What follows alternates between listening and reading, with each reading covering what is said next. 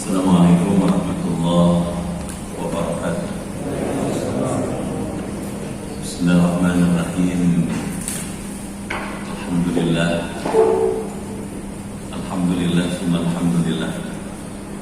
Wassalatu wassalamu ala Rasulina Muhammad ibn Abdillah wa ala alihi wa ashabihi wa atba'ihi wa ala la hawla wa la quwwata illa billah, amma ba'd. Ma'asyiral muslimin wal muslimat rahimakumullah. Yang terhormat ketua dan pengurus DKM Masjid Al-Kautsar, yang terhormat pengurus Yayasan Masjid Al-Kautsar, Bapak Ibu hadirin dan hadirat sekalian, keluarga besar Masjid Al-Kautsar yang dimuliakan dan dirahmati Allah Subhanahu wa taala. Mengawali kajian kita malam ini, marilah dengan bersama kita memanjatkan doa. Yang pertama, semoga Bapak Ibu yang hadir dalam majelis ilmu malam ini serta keluarga di rumah selalu dalam perlindungan Allah Subhanahu wa taala. Diberi kesehatan, keimanan, ketakwaan, keberkahan, kemajuan, kebahagiaan lahir batin, dijauhkan dari wabah, penyakit, malapetaka, teror, kejahatan dan lain-lain. Yang kedua, kita berdoa buat keluarga kita, keluarga besar Al-Kautsar yang hari ini sedang sakit. Kita doakan semoga Allah angkat penyakitnya, Allah kembalikan kesehatannya sehingga dapat kembali aktif sebagaimana sedia kala. Mengantarkan doa itu, marilah kita awali dengan bacakan Ummul Quran, Al-Fatihah.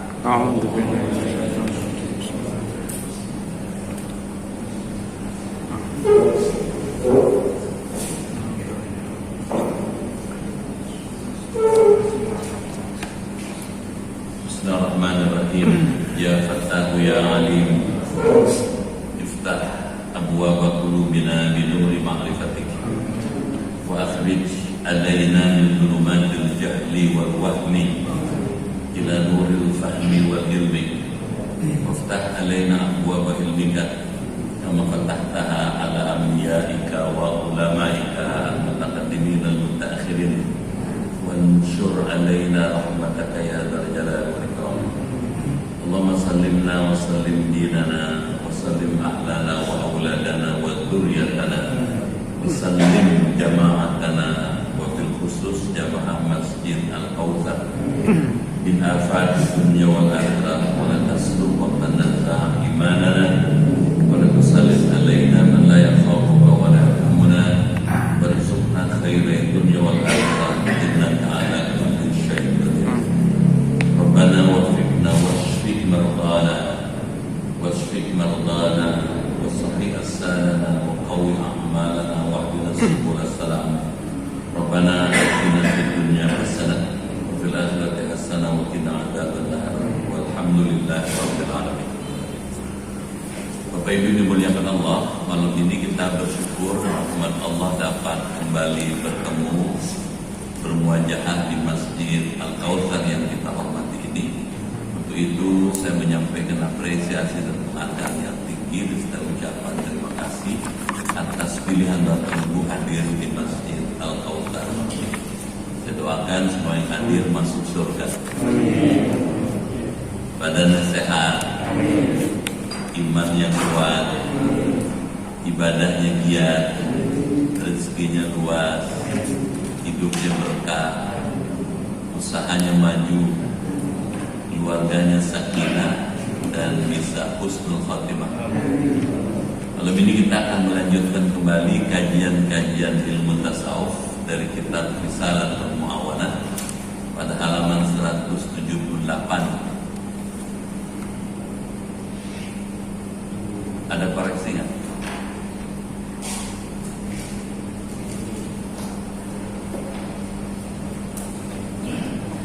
Ya, kalau nggak ada berarti sepakat. Silakan dibaca.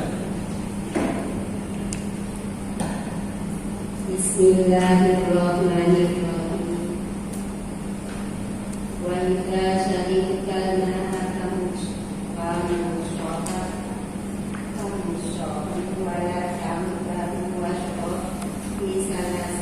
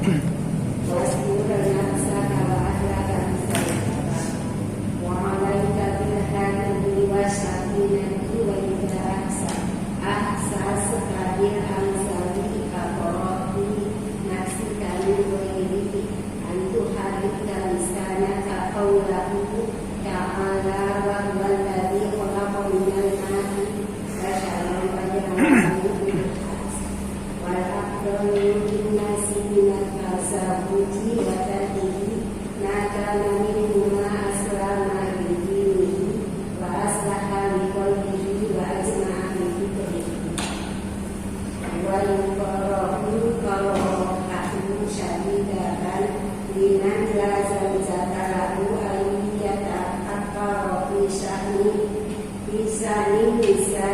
yadiyani nafsa alamani wakilani wa ma'u yadikani kawalan yakdiru ala qawlihi ila qawlihi alayhi fa'alayhi tazamuji fa'ilam yastafi fa'alayhi sami ka'niyahu yaksiru syahwat. Ya, Bapak Ibu dimuliakan Allah, apa maknanya? Seperti apa maksudnya? Bagaimana cara mempraktekannya? Yang barusan kita baca, kita dengar, itu adalah adab yang diajarkan dalam ilmu tasawuf. Dalam hal makan, dalam hal minum.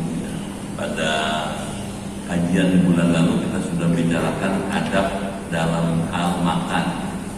Sekarang diajarkan kalau minum mesti bagaimana? Kalau sedang bergaul dengan keluarga seperti apa? Apa yang boleh, apa yang makruh? Sekitar itu pembicaraan. Mari kita lihat. Bismillahirrahmanirrahim. Wa idza syaribtal ma'. Dan apabila kamu minum air, famussahu, maka isaplah air itu. Kalau bahasa yang bagus, hiruplah, minumlah. Wala ta'ubahu, dan janganlah minum, katanya digelotokkan sekaligus, sekali tegak. Jadi nggak boleh sekali minum gures, sekali tenggak gures.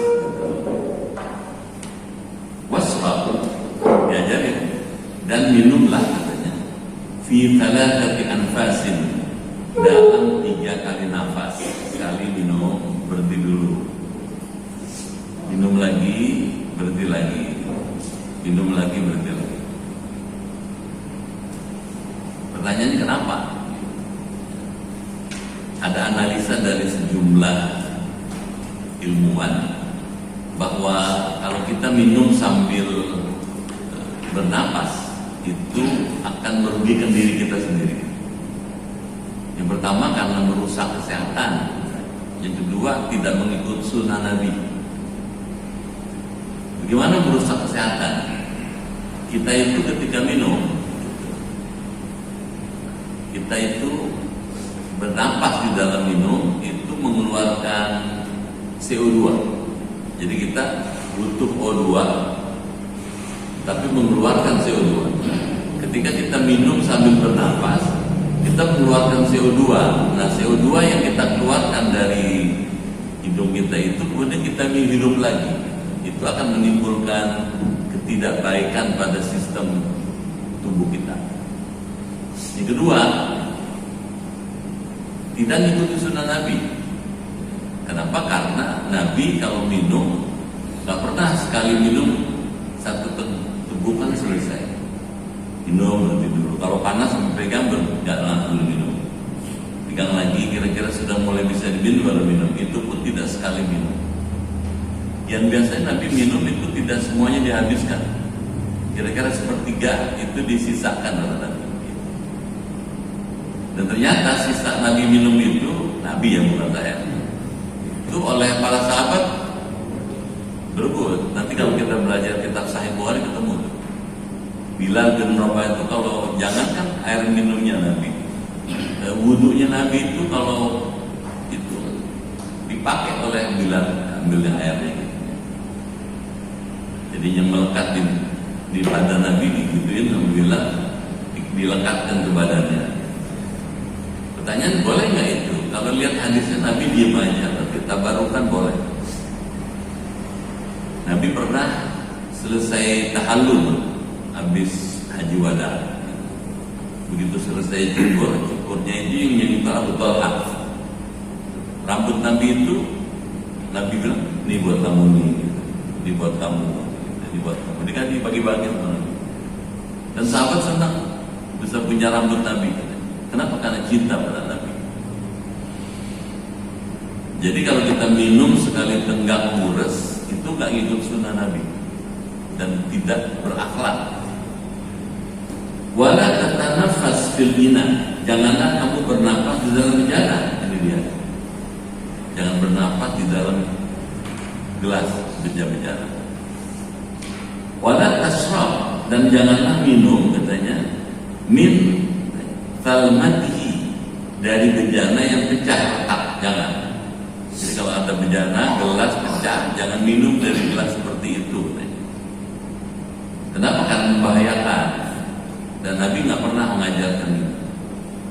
Wa anta tashrab wa anta qa'im, dan janganlah minum sedang kamu berdiri. Jadi minum yang bagus sambil duduk. Jadi diajarin adab minum.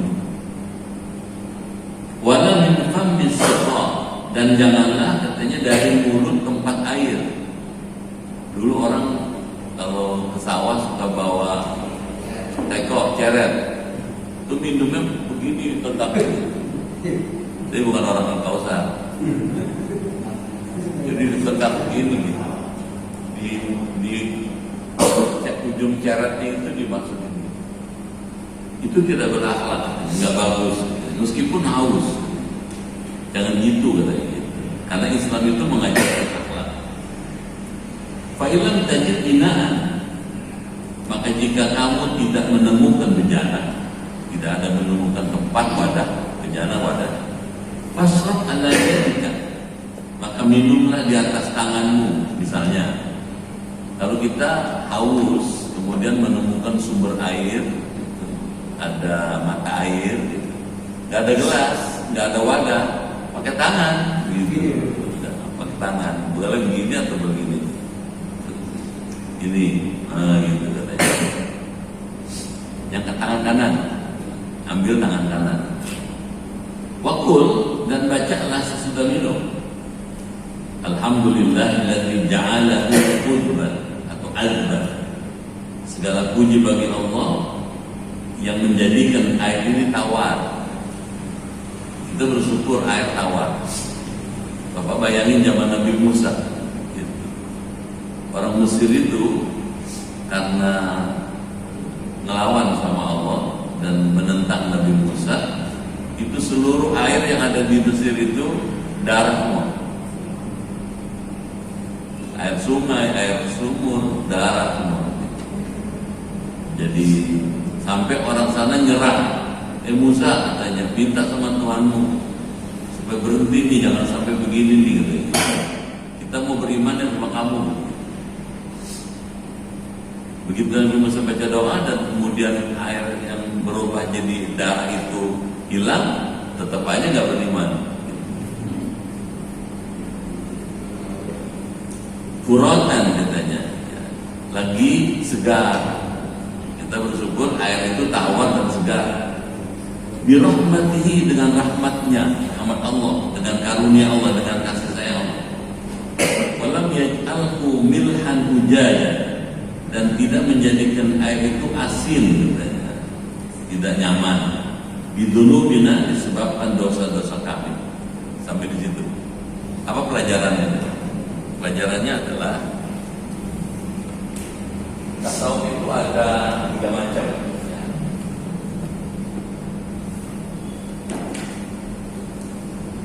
Klasifikasi tasawuf.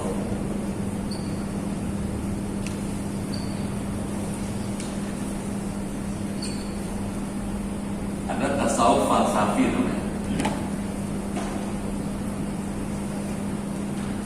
Tasawuf yang mengembangkan metode filsafat dalam pendekatannya. Misalnya yang mengajarkan wahdatul wujud. Wahdatul wujud itu kesatuan hamba dengan Tuhannya. Kalau bahasa kampung, bahasa daerah, manunggaling kaulah Gusti. Wahdatul wujud, kesatuan antara hamba dengan Tuhannya. Kita sudah bicarakan ini.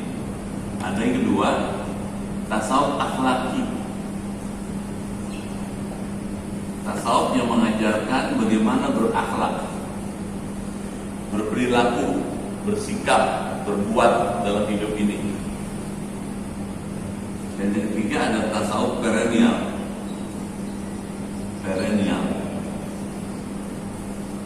Tasawuf yang menggabungkan antara tasawuf dalam Islam dengan tasawuf agama-agama lain, ya, digabungkan jadi satu perennial.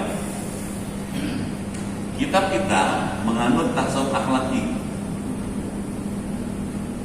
Tasawuf akhlaki itu punya tekanan, ya. Tekanannya pada akhlak.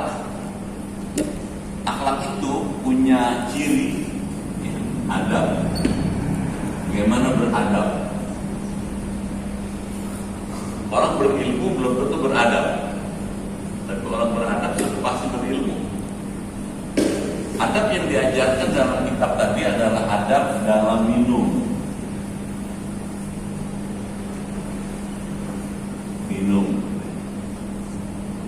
Ketika kita minum, kita diajarkan berdasarkan petunjuk Rasulullah, hadis-hadis Rasulullah. Satu, kita kalau minum tidak sekaligus,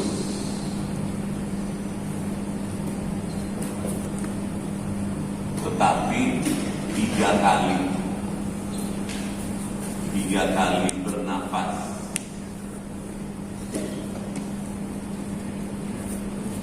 Yang kedua, tidak boleh bernafas dalam bejana.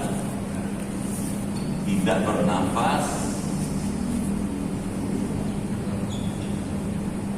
dalam bejana. Bejana tuh gelas, ya, wadahnya nggak boleh. Yang keempat,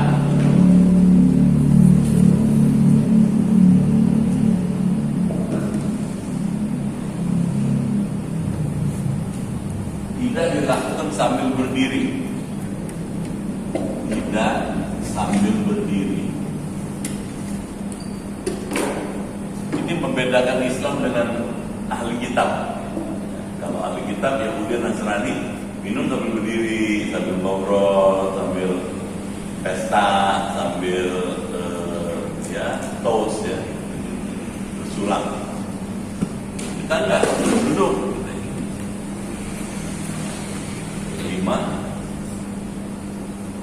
dilakukan sambil duduk.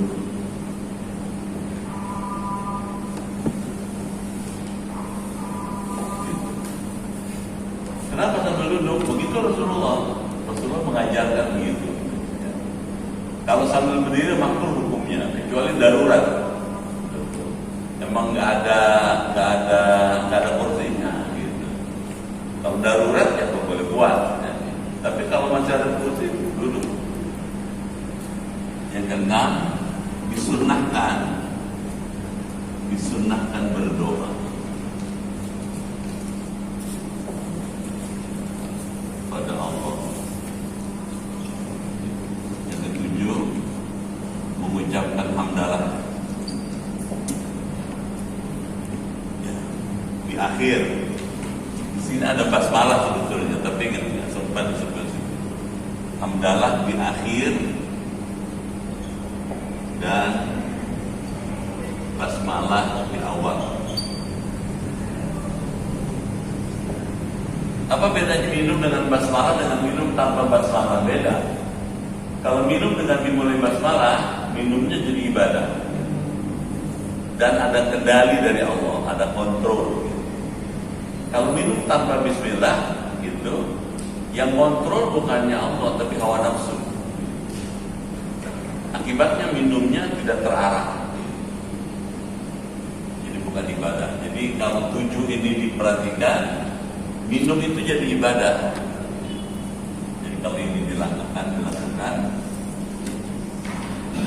jadi ibadah.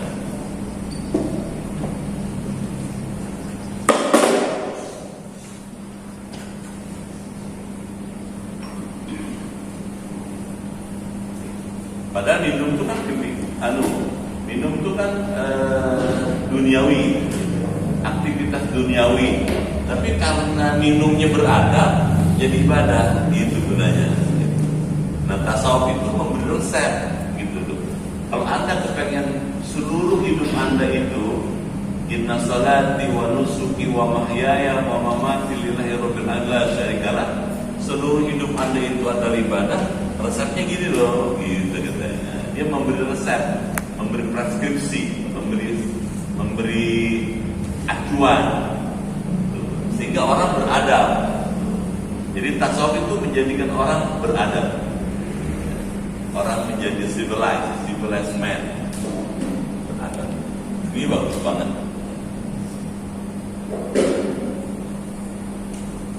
Baik.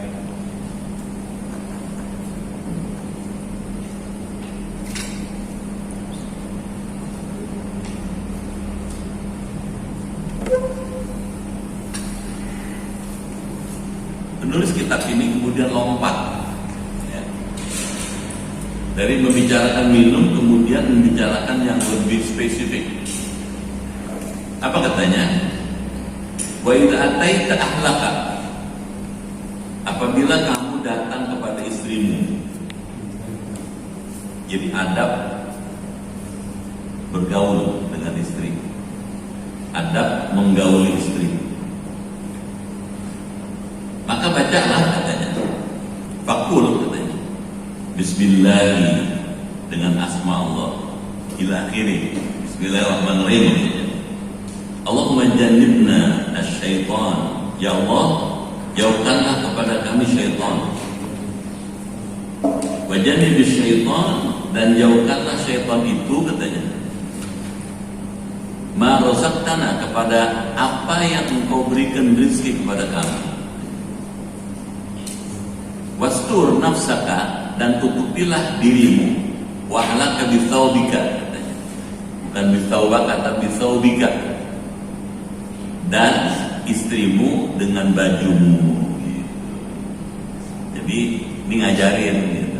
Ngajarin kalau bergaul dengan istri jangan nggak pakai baju gitu loh. Karena ada hadisnya gitu. Kata Rasulullah, inna ma'akum, katanya, sesungguhnya bersama kamu ada malaikat yang selalu mengiringi kamu kemana saja kamu berada. Jadi malaikat selalu mendampingi kita kemana aja, di mana aja, dia ngikutin terus. Illa fi halatain, kecuali dalam dua keadaan. Dia tidak ikut bersama kamu kalau kamu dalam dua keadaan. Keadaan yang pertama, ketika kamu masuk ke kamar mandi, kamar kecil, ke toilet, dia nggak ikut. Karena kita tidak didampingi malaikat, di toilet itu setan melulu. Setan melulu. Makanya Nabi Muhammad kalau masuk ke toilet, kamar mandi, ke WC, baca doa yang kita sudah tahu semua itu ya. Allahumma inni a'udzubika minal khubuthi wal khaba'ith. Yang kedua, katanya malaikat tidak ikut serta bersama-sama kita, mendampingi kita kalau kita sedang campur dengan istri. Tahu ya? Kata Nabi, fastahyu, malulah kamu kepada malaikat. Gimana cara malunya? Pakai selimut kayak gitu, kemul, jangan kayak sapi gitu maksudnya gitu. Tutupi dengan wastur nafsaka wa ahlaka, tutupilah katanya dirimu dan istrimu katanya. Bithaubika, dengan pakaianmu, dengan baju. Yang kedua katanya, selain membaca doa dan menutup diri katanya, dengan pakaian, walaika bil hadwi katanya, dan mesti kamu dengan tenang, wasakinah, dan tentram gitu. Jangan terburu-buru katanya. Sampai begini-begini diajarin sama tasawuf, karena kepengen beradab. Tenanglah katanya, jangan tergesa-gesa, lakukanlah dengan tentram, dengan sakinah. Wa idza ahsasta, dan bila kamu merasa bil inzal dan anzal, akan mengeluarkan mani katanya, faqra, maka bacalah fi nafsika, di dalam hatimu, dalam hati bacanya, min ghairi an tuharrika lisanaka, dengan tidak menggerakkan lidahmu katanya. Allah Ta'ala, firman Allah Ta'ala, wa huwa alladhi khalaqa minal ma'i basharan faja'alahu nasaba wa sihra. Dialah yang menciptakan dari air manusia, Lalu dia menjadikan manusia itu katanya bisa berketurunan, punya anak. Jadi ketika mau inzal, ketika mau mengeluarkan air mani katanya, baca nih dalam hati, tapi nggak boleh dikendalin, diucapkan. Wal afdal, dan yang paling utama, yang paling bagus, linnasiki, bagi orang yang beribadah, minat tazawuj, dari menikah, kawin, wa tarkihi, dan meninggalkannya maka minum aslama, yang apa yang ada dari keduanya lebih selamat, lidinihi, bagi agamanya, wa aslaha, dan lebih katanya maslahat, liqalbi, bagi hatinya, wa juma'li fikri, dan lebih mengumpulkan bagi katanya pikirannya. Jadi diajarin lagi sekarang. Ajarin apa? Adab lagi.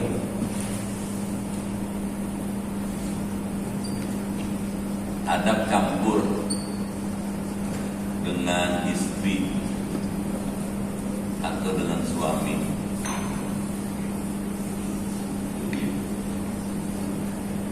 Satu, katanya lakukanlah dengan tenang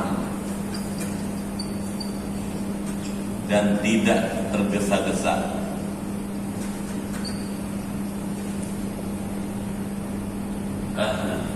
Susah juga ceritanya nih. Ceritanya udah lebih dewasa dari saya. Tapi kembali pun mesti diterangin ya. Jadi mesti jangan tergesa-gesa, ada foreplaynya dulu, ngomong-ngomong dulu gitu. Ya, itu bercanda-bercanda dulu, mencubu dulu, bikin senang dulu. Yang kedua, katanya gitu, bacalah doa. Baca doa. Tadi itu Allahumma jannibna syayatin wa jannibish syaitan ma razaqtana. Ya Allah, jauhkanlah buat kami syaitan, dan jauhkanlah syaitan dari kami apa yang akan kau rezekikan kepada kami. Baca doa, jauh dari syaitan. Pertanyaannya, apa iya setan ikut nimbrung? Iya, setan itu jahat ya. Kalau orang dalam keadaan apa aja, lagi sholat, di luar sholat, makan, di luar makan, lagi campur sama istri, di kamar, nimbrung dia. Supaya apa? Supaya perbuatan kita tidak terfokus pada ibadah, tidak beradab, jauh dari syaitan. Yang ketiga, itu diajarin di situ, ketika hendak inzal, kalau hendak inzal itu mengeluarkan air mani, maka katanya baca dalam hati ayat Quran itu, ayat Quran tentang penciptaan manusia dari air. Manusia dari air.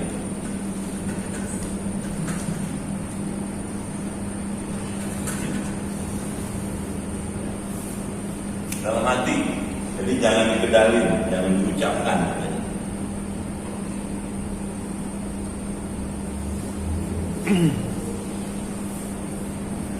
Yang keempat, meminta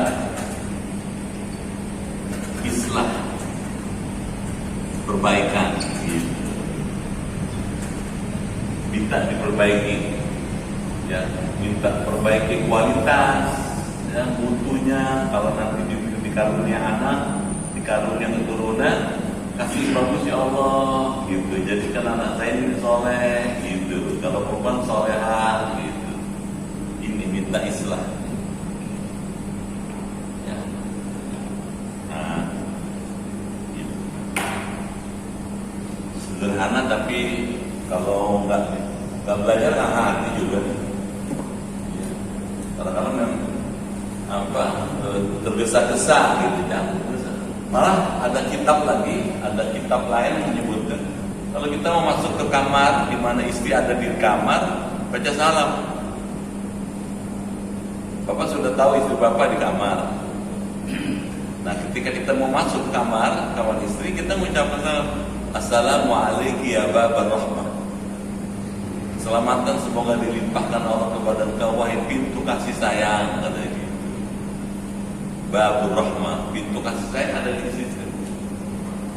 Nah, istri kalau tahu suaminya masuk gitu, bangun gitu, nyambut suaminya gitu. Jika sudah menyambut suaminya, gitu, Rasulullah biasanya mencium keningnya. Atau ada hadis mengatakan mencium mendoakan sini nih ubun-ubun. Apa bahasa Indonesia ubun-ubun? Didoain katanya. Kenapa ubun-ubun katanya? Karena disitulah pusat segala kendali gitu. Kalau di situ didoain supaya bagus, dia akan memberikan sinyal-sinyal yang bagus kepada yang lain-lain. Nah, setelah itu ikutin ini gitu. Teratur, bagus banget.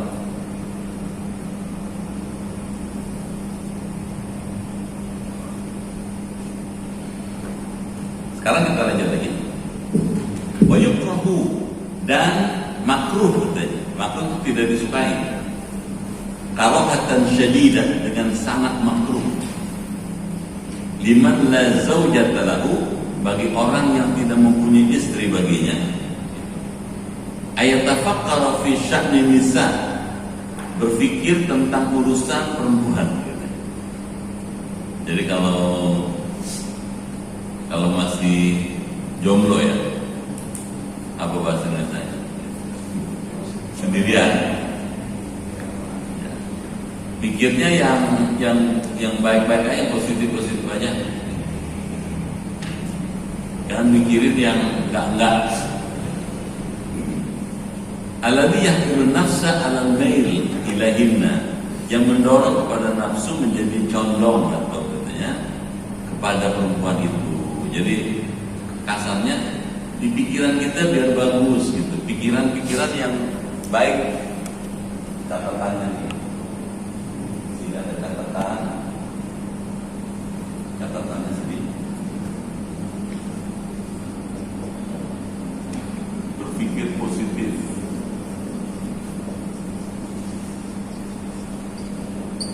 dan produktif, yang menghasilkan. Kalau nggak menghasilkan, yang merusak jangan. Itu ngabisin emosi, ngabisin pikiran, ngabisin waktu, tapi nggak dapat hasil, capek aja. Kalau mikirin kayak perempuan gini, habis waktu, buang-buang tempo. Kalau bahasa agama makruh, katanya makruhnya makruh tahrim, makruh yang mendekati haram. Makruh ada dua. Ada makruh tahrim, ada makruh tanzim. Yang ini makruh tahrim yang mendekati haram. Wa man huliya bidzalika, dan barang siapa yang diuji katanya, yang diberikan ujian dengan demikian, walam yaqdir ala qaumihi, dan ia tidak sanggup katanya. Tidak sanggup ala qaumihi katanya. Memegang nafsunya, menguasai nafsunya, memegang nafsunya, biwadhaifil ibadah, dengan melakukan berbagai macam ibadah, fa'alaihi bitazawwuj, maka mesti kepadanya menikah. Jadi kalau kira-kiranya nggak sanggup gitu, mendingan nikah aja daripada maksiat, nikah aja. Bisa gitu deh. Daripada mikir tidak karu-karuan, terus buang-buang umur, buang-buang waktu, habis sumber daya segala-galanya, nikah aja kan gitu. Itu lebih positif gitu. Udah jelas. Fa'ilam yastati' fa'alaihi bisawm, maka jika ia tidak mampu, maksudnya kalau pilihan opsi menikah itu juga tidak kita pilih, ada pilihan lagi. Fa'alaihi bisawmi, maka mesti kepada berpuasa. Fa'innahu yusiru syahwah, karena sesungguhnya puasa itu dapat memecahkan syahwat nafsunya. Nah, catatan yang kedua, catatan pertama, catatan opsi bagi yang belum atau tidak beristri. Opsi pertama adalah menikah. Opsi menikah. Daripada ngelamun gak karuan, mikir-mikirin gak beres gitu, nikah aja, jelas dapat pahala. Kalau tidak bisa nikah, katanya gitu. Kalau tidak mau menikah karena opsi itu sulit untuk kita tempuh karena beberapa faktor, maka puasa. Puasa sunnah banyak, puasa sunnah. Ada puasa Senin Kemis gitu ya, bisa kan? Senin Kemis. Puasa Ayyamul Bid 13, 14, 15, ini efektif nih.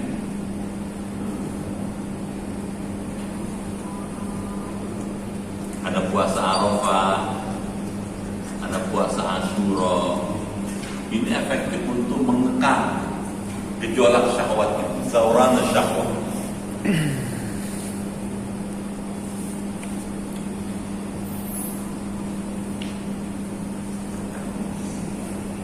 Sampai situ ya.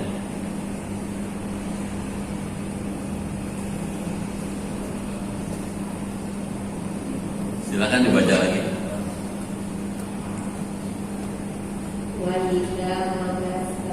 Qasadta.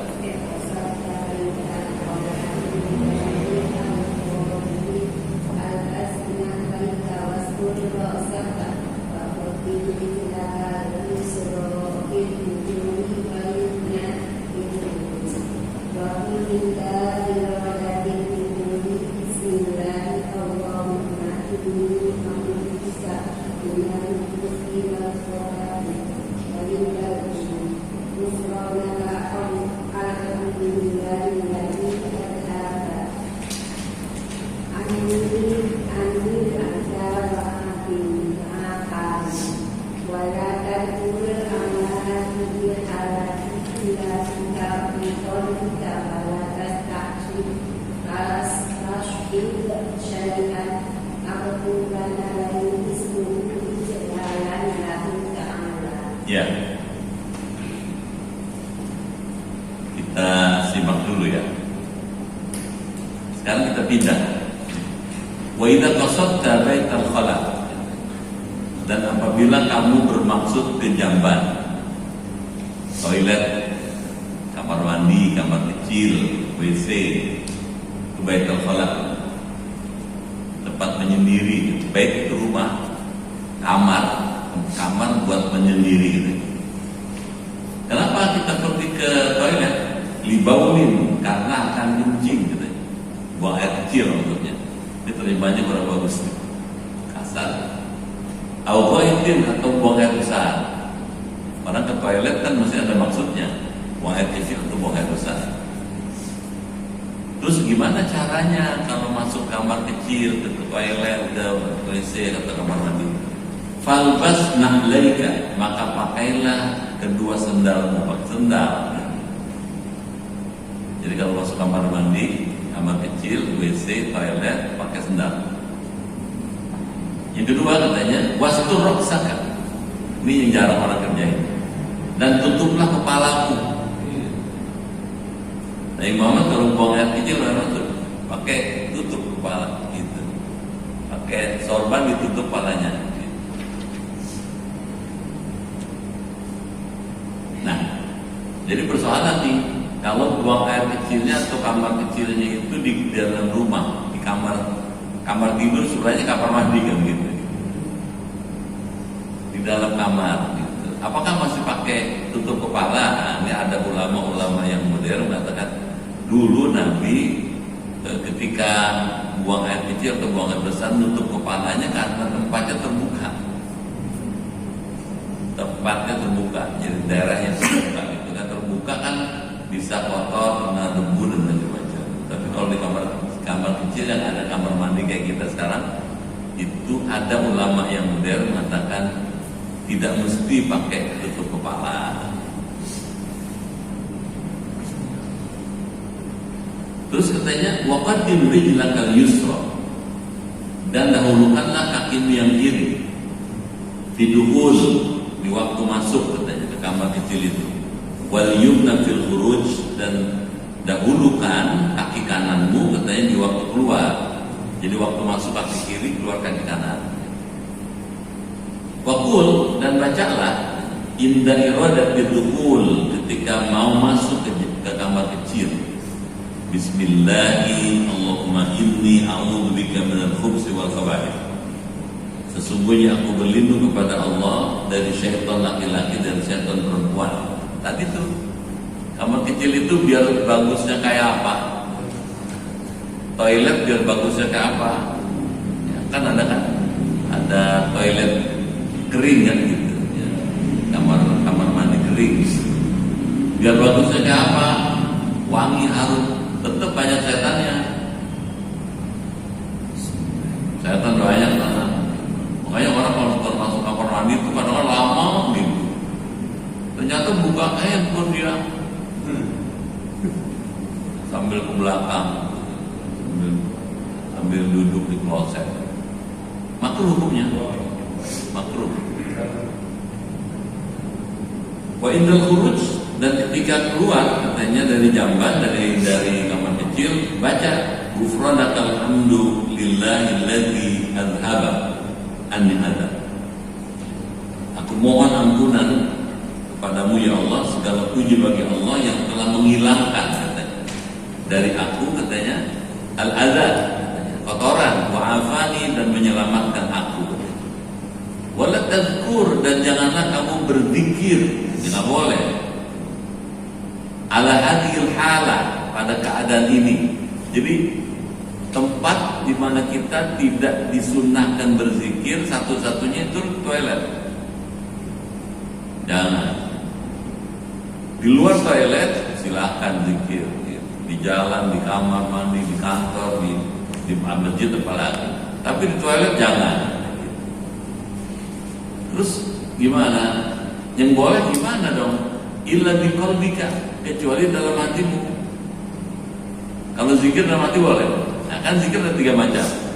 Ada zikir dengan lisan, subhanallah, subhanallah, subhanallah, alhamdulillah, alhamdulillah, alhamdulillah, pakai lisan. Tapi ada zikir dengan kalbu. Boleh kalau dengan kalbu, karena dia tidak terdengar. Kenapa? Karena kalau terdengar itu tidak ta'zim kepada Allah, justru merendahkan Allah. Di tempat yang seperti itu kita menyebut-nyebut nama Allah apa dosa.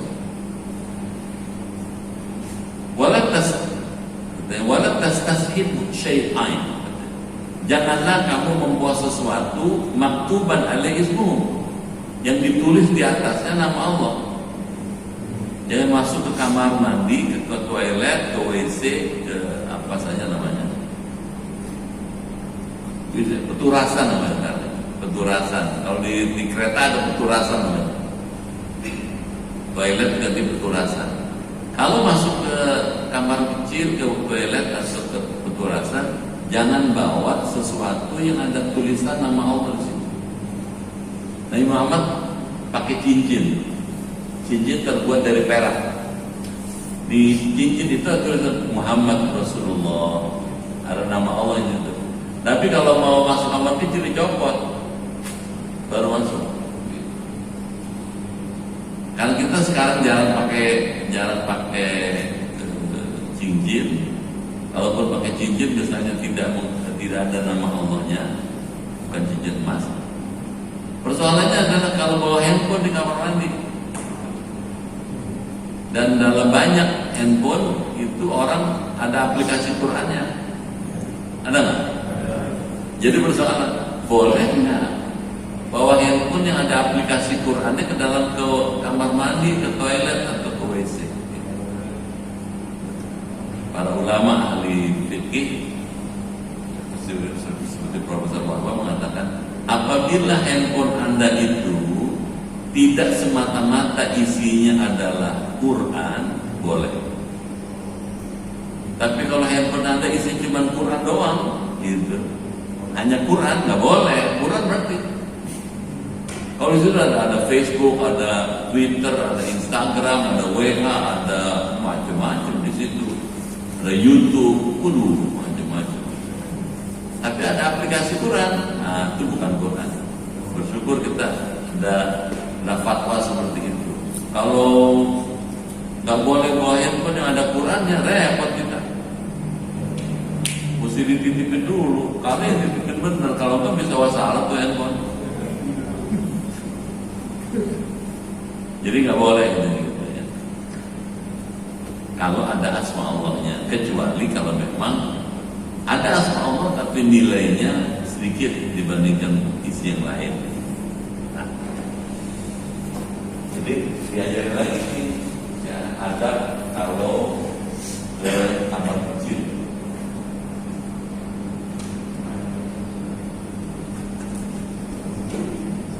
Toilet.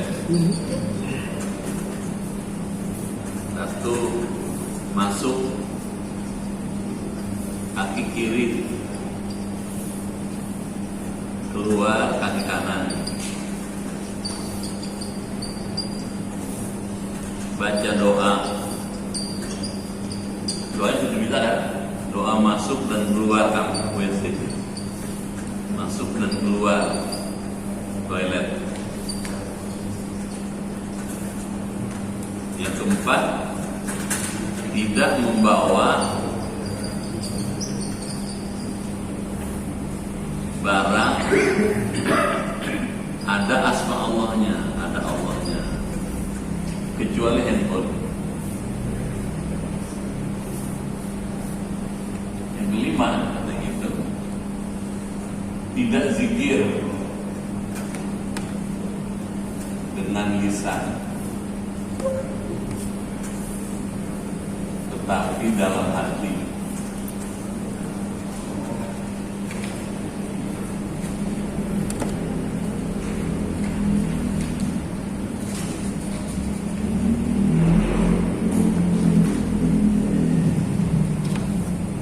Sampai situ ya.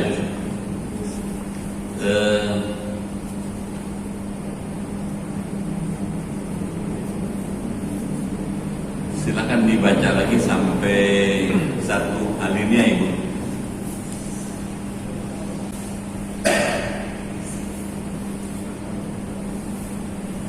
Wala ta'bas wala tatakalam illa bidurur wala tatkan min siyatika illa bidurur nabi aksya alaihi Tanajus. wastakir alaihi la yarqa syafa'atu wa kutu alaihi la yasma'u minka syawdu wa la yasma'u minka wa la tastaqbil qiblatan Digauli wala tas'alil wa hati adwabi wa fa'ila dari dari dari dari niati walika masyaqqa wala takun ilmahi rabbi ilmahi arrabi walikana kasihati lahina hajati wala alaqadi Solikati wala mahabbi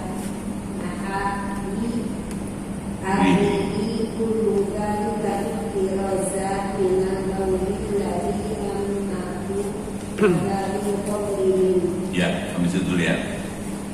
Terus apalagi nggak boleh kalau kita buang air kecil atau buang air besar atau mandi gitu di toilet, kamar mandi.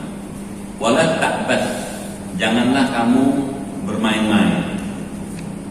Jadi kalau masuk kamar mandi ada jelas tujuannya, saya mau mandi, ya mandi aja, jangan lebih dari mandi gitu. Kalau kita masuk ke toilet maksudnya untuk buang air kecil, ya buang air kecil aja, jangan lebih dari itu gitu. Jadi sambil buang air kecil sambil baca WA gitu, semua dibacain. Gitu. Ya. Wala katakanlah. Dan janganlah berbicara, itu nggak boleh. Banyak tuh kita lihat, ya, kalau misalnya di tempat-tempat buang air kecil ya, di perkantoran atau di rest area, itu buang air kecilnya kan berdiri tuh, ya kan? Ada anunya, ada tempatnya itu ya. Nah, ini satu. Berjajar orang itu bisa berempat, berlima ngobrol ya. Kalau nggak ngobrol, tidak sambil ngerokok, aduh itu sama-sama nggak boleh, makruh. Gitu. Kecuali darurat, terpaksa harus bicara. Kalau enggak jangan. Wala tarfa' min thiyabika illa al-qadar. Dan janganlah kamu mengangkatkan dari bajumu kecuali sekedar alladzi tas'alit najis.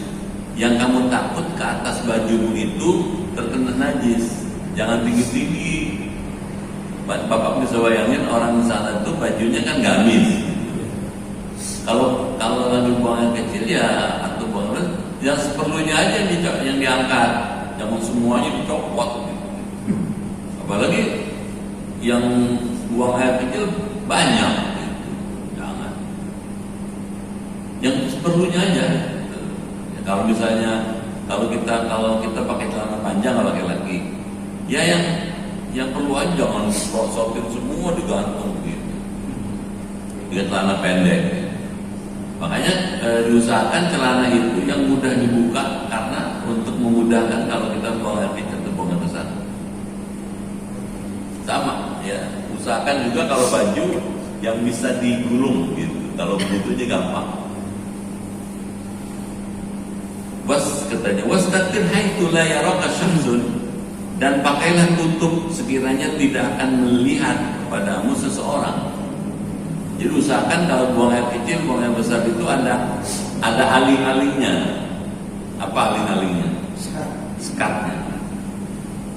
Wab'ud bihaitsu la yusma' minka sautun, dan carilah tempat yang jauh sekiranya tidak terdengar minka darimu sautun, suara, wala yusyammu minka rihun, dan tidak akan tercium dari kamu bau kotoran. Jadi kalau buang air kecil, buang air besar di tempat terbuka, cari yang jauh dari publik. Gitu ya. Terus kalau misalnya tidak ada, tapi kalau misalnya kita ada di sini tuh kamar mandi di situ. Kalau kita buang air di situ, itu usahakan jangan kedengeran gitu. Jangan kedengeran suaranya. Nah supaya saru ya, apa saru? Samar. Nah biasanya dibuka kerannya gitu, sehingga nggak kedengeran tuh suara buang air besarnya gitu. Anginnya kencang banget gitu, dar, sampai kedengeran dulu. Orang kedengeran juga ya Allah, orang nggak kira-kira.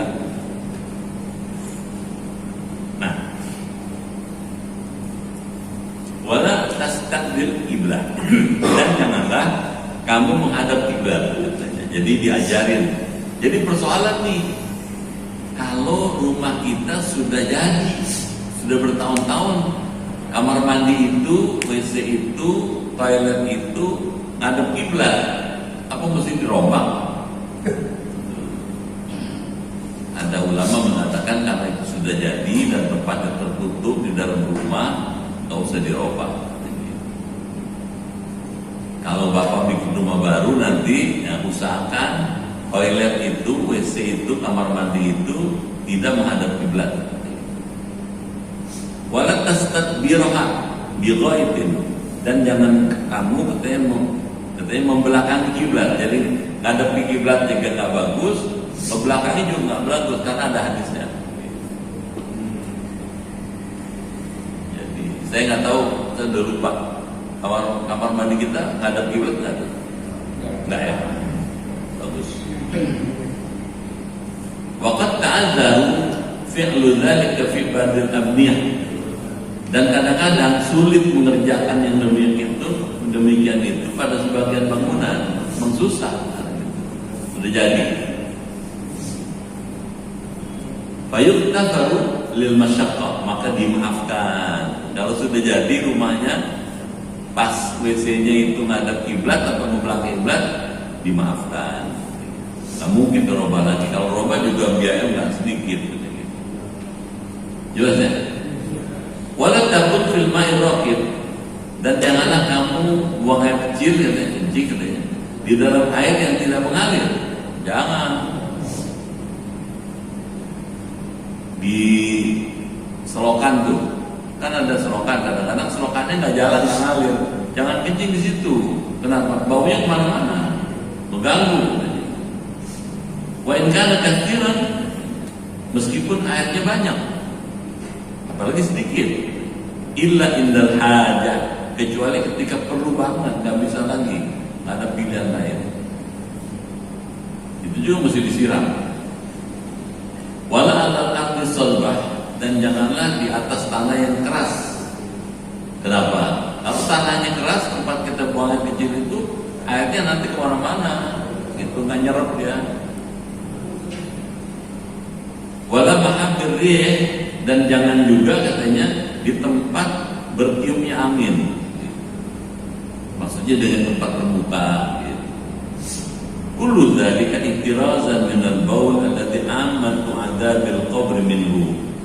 Demikian itu untuk menjaga dari buang air kecil yang berakibat umumnya tertimpa azab kubur lantaran air kencing. Jadi ada riwayatnya, Rasulullah pernah dalam satu perjalanan berhenti di satu tempat, kemudian Nabi berhenti terus ngambil pelepah kurma, ya, batang kurma, Nabi terus tancapin ke tanah. Nabi dengerin gitu. Setelah lama ditanya, ya Rasul, apa yang Anda lakukan barusan? Kata Rasul, inna hadani yu'adzibani ala dzambin hayyin. Dua orang yang dikubur segini di bawah, katanya, udah banyak kuburan, sedang disiksa oleh Allah karena nganggap remeh dosa. Ditanya, apa dosa yang menyebabkan orang itu diazab di kuburnya?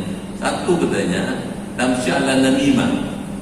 Dia waktu hidup di dunia kerjanya ngadu domba,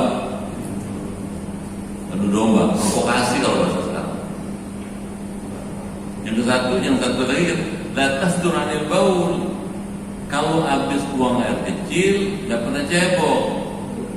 Perempuan lagi, jorso banget tuh perempuan. Itu dua-dua perempuan.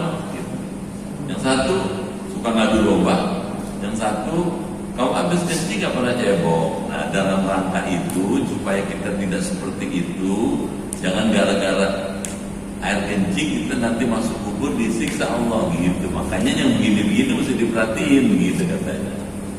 Anda diharapkan memperhatikan tuh, ada buang air kecil, ada buang air besar, ada masuk ke kamar kecil, toilet. Dalam rangka itu gitu. Jadi ada tujuan. Tujuannya apa? Jangan sampai kita masuk kubur di azab Allah. Gitu. Sampai sini. Ada yang belum jelas?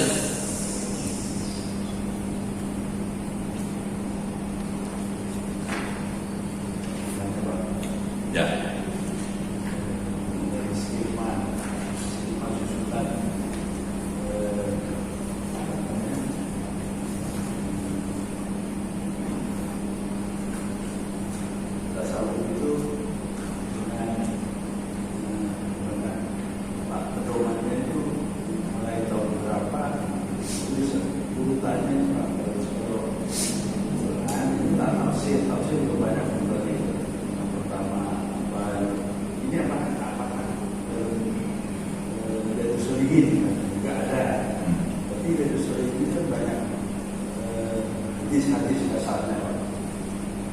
Ya.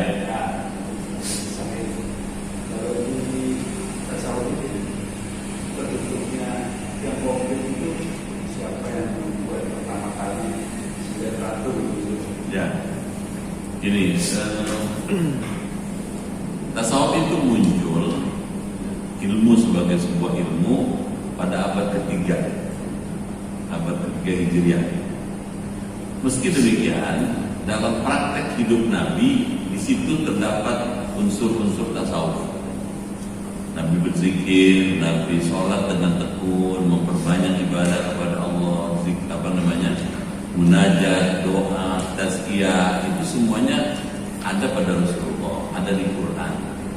Nah, tapi belum menjadi satu bentuk ilmu yang tersusun secara sistematik. Baru pada abad ketiga muncul Imam Hasan Basri, masih kemudian menuliskan kitab, terus diikuti oleh Imam Ghazali, diikuti lagi oleh yang lain-lain, ya, Imam Al-Junaid dan yang lain-lain. Mereka kemudian menulis kitab-kitab tasawuf itu, dan kalau mau dilihat yang lebih konkret, yang lebih banyak, yang lebih sistematik, yang lebih mendekati hal-hal yang bersifat ilmiah, itu Abu Nasr As-Sarraj. Abu Nasr As-Sarraj itu nulis kitab Al-Lumah tasawuf. Itu dia udah lebih akademis gitu ya. Boleh juga Arisal Syariah, itu yang lebih udah buku-buku induk tasawuf. Nah, ini juga termasuk tasawuf. Cuman kalau dilihat, ini kan baru juz awal. Juz awal itu masih sifatnya yang bersifat eksoterik, masih bersifat yang lahiriah. Ya, ada gitu, makan, minum, bergaul, masuk toilet, itu kan yang kelihatan aja, masih belum batiniah. Nanti kita jilid kedua sudah mulai yang batiniah gitu. Gimana zuhud, bagaimana wara, api, nggak sembarangan. Kemudian bagaimana kita hidup itu lebih fokus pada Allah, sabar, syukur, itu lebih itu. Kalau di jilid kedua, di jilid pertama masih yang bagaimana sholat yang adab yang benar gitu. Jadi masih yang luar, yang lahiriah. Nanti jilid kedua kalau sudah selesai, dia akan lebih fokus ke yang batiniah. Bagaimana hati itu nggak kotor, gitu. Jangan riya, jangan syirik, jangan dengki, jangan iri, jangan sum'ah. Jadi mulai mengarah kalau jilid kedua. Kalau jilid satu masih yang adab-adab kayak gini gitu. Masih bersifat. Oh gini, Imam Nawawi itu menulis kitab Riyadhus Shalihin. Beliau juga seorang sufi, ahli Quran, ahli hadis, hafal hadis yang banyak, dan menyusun kitab Riyadhus Shalihin itu secara urut mengikuti pedoman cara-cara tasawuf. Mula-mula taubat dulu. Bab pertama bab taubat ya. Soal taubat ikhlas. Udah ikhlas kemudian diajarin situ, kemudian yakin dan tawakal. Setelah itu baru muraqabah. Terus urut itu, urutan-urutan itu, tahapan-tahapan bab itu memang ngikutin cara berpikir tasawuf. Bedanya dengan tulisan tasawuf, kalau Imam Nawawi di Ad-Dusul itu membuktikannya secara teks, secara dalil. Misalnya nih taubat, mana dalil taubat di Quran? Dikumpulin satu-satu sebut. Mana hadis-hadis tentang taubat gitu. Jadi memperkaya. Jadi bedanya dengan kitab ini, kalau ini sudah menjelaskan lebih lanjut gitu. Kalau Imam Nawawi dengan kitab Rasul itu memberikan bahan bakunya, bahan baku taubat ini. Kalau ini menguraikan, gini caranya taubat, no dalilnya no, gitu Pak. Jadi Imam Nawawi itu memberi bahan dasar. Kalau sini udah jadi ilmunya. Urut-urutannya di Imam Nawawi itu urut-urutan tasawuf. Sudah sufisme. Gitu ya. Makanya masih ada kondisi tentang adab minum tadi. Saya mau nanya nih Ustaz, bagaimana hukum minum kopi dan apa benar kopi sudah ada di sejak zaman Rasulullah SAW? Ya. Kopi itu sudah lama ya. Orang Timur Tengah juga senang kopi. Kalau adek ini datang ke Mekah dan gitu, ada pengajian gini di Masjid Haram, Masjid Nabawi, itu masih ada tuh jemaah yang bawa dari rumahnya termos gede, 3 termos. Kenapa 3? Isinya 3 macam. Yang satu kopi, yang kedua teh, yang ketiga zanzabil ini jahe, gitu. Wedang jahe gitu. Bawa dia gitu. Terus ini kiri bawa lagi korma, yogurt, terus roti gitu. Bawa tuh tamis macam-macam. Sampai di tempat majelis ilmu, dia duduk di pojok sana, tuangin, kasih gitu. Itu gratis. Nah, jadi sudah lama dikenal kopi itu ya gitu, ya. Teh juga gitu. Terus boleh nggak minum kopi gitu? Tidak ada hadis yang secara eksplisit melarang. Tapi kalau kopi itu jadi candu, nah itu nggak boleh. Ada orang kalau nggak ngopi soalnya kiamat gitu.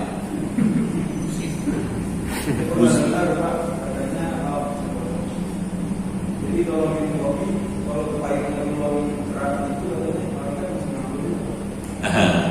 Rasulullah mengucapkan. Ya, kalau kopi di sana nggak manis kan, kopinya pahit. Jadi kalau diminum pahit memang, tapi enaknya waktu tahap. Tahu tahap nggak? Sendawa. Enak banget tuh gitu. Minum pahit kopinya. Tapi waktu sendawa, aduh terasa enak banget. Dulu saya kalau di Mekah Madinah itu kalau lagi ngaji gini nih, minum saya gitu.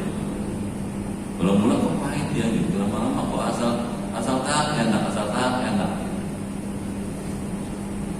Nah, kalau kemudian mereka yang punya kelainan pada perutnya karena sakit mah, sebaiknya jangan minum kopi karena tambah berat sakitnya. Tapi yang sehat-sehat nggak ada larangannya, karena dia tidak memabukkan. Baik, masih ada?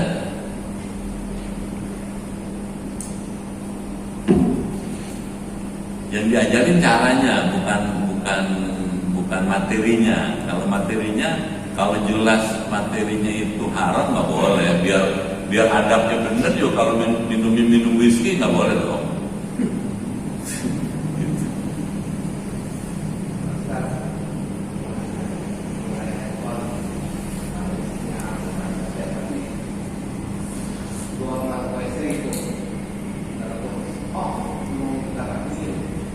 Ya. Kalau isinya Quran aja, biar dalam keadaan off, tetap Quran namanya. Nggak boleh. Megangnya mesti wudu dulu. Kalau Quran doang ya, di handphone isi Quran aja, nggak ada yang lain gitu. Quran, meskipun dalam keadaan mati, tetap Quran. Megangnya mesti wudu malah. Itu ada cukup dulu ya. Mudah-mudahan ada manfaatnya. Al-Fatihah.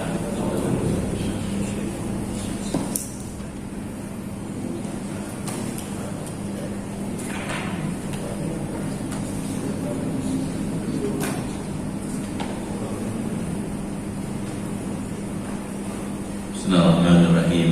Allahumma bihaqqil Qur'an wa bi kalamika al-qadim wa bi Muhammadin khatamin nabiyyin wa bi haqqi ummil Qur'an alimna al-Qur'an wa faqihna fid din wa alimna ta'wil wa hdina ila sawa'i sabil. Allahumma inna nas'aluka imanan kamilan wa yaqinan sadiqan wa rizqan wasi'an قلبا خاشعا ولسانا ذاكرا وبدنا صابرا والعفو عند الحساب ونجاة من النار. اللهم اختم لنا بحسن الخاتمة ولا تختم علينا بسوء الخاتمة. ربنا آتنا في الدنيا حسنة وفي الآخرة حسنة وقنا عذاب النار والحمد لله رب العالمين.